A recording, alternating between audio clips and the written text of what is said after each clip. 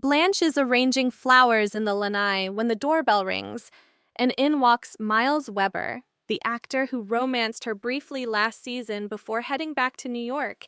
He's back in Miami filming a pilot and wondered if he might see her again. Blanche's heart flutters. Their parting had been sweet but unresolved. Dorothy, Rose, and Sophia watch from the kitchen, exchanging amused smiles. They remember Blanche's giddy, second-act romance.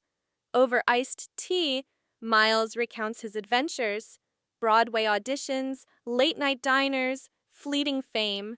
He praises Blanche's warmth, admitting he never found another companion like her. Blanche beams yet hesitates. She's wary of another short-lived affair.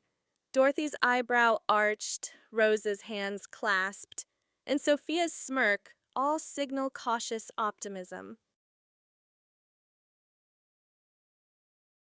Determined to savor the moment, Blanche invites Miles to join her at Dorothy's art museum opening that evening.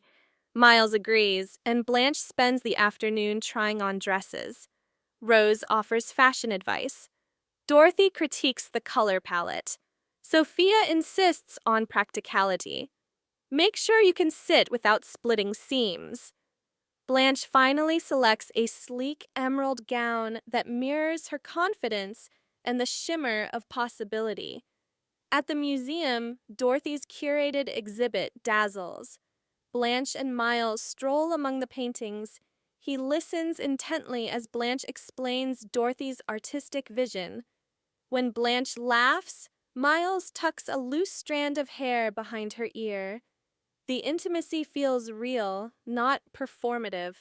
Blanche senses this might be more than a cameo in her life.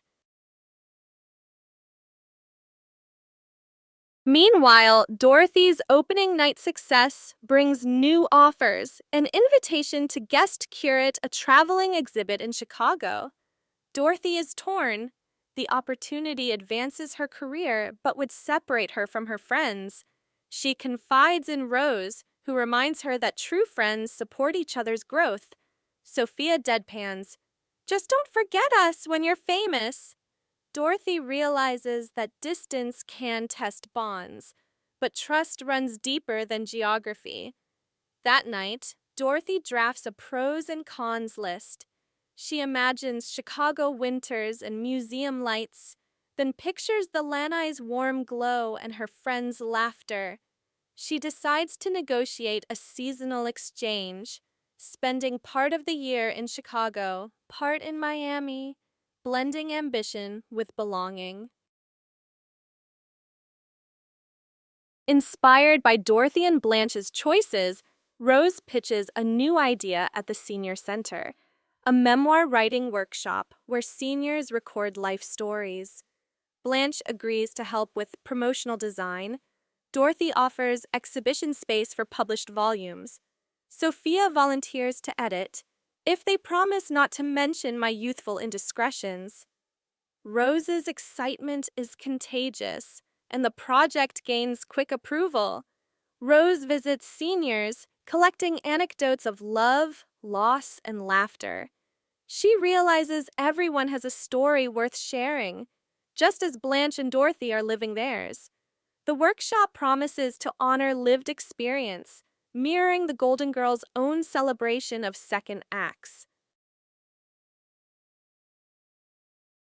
One evening on the lanai, Miles surprises Blanche with theater tickets and a heartfelt request.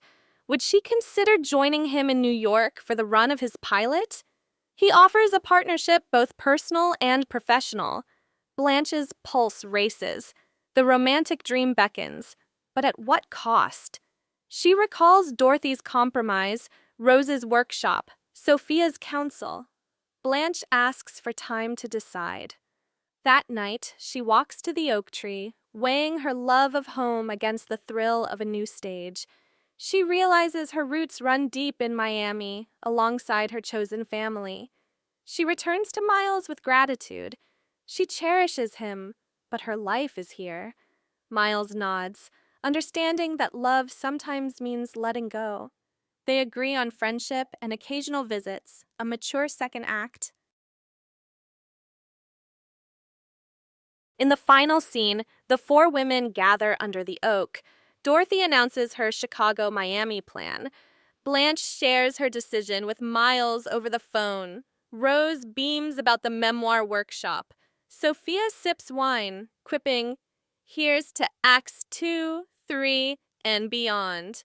They toast to friendship that transcends romance, careers, and change.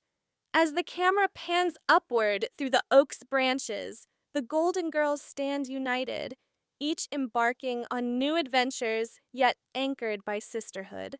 The season's last line, "We may change scenes, but this family's forever."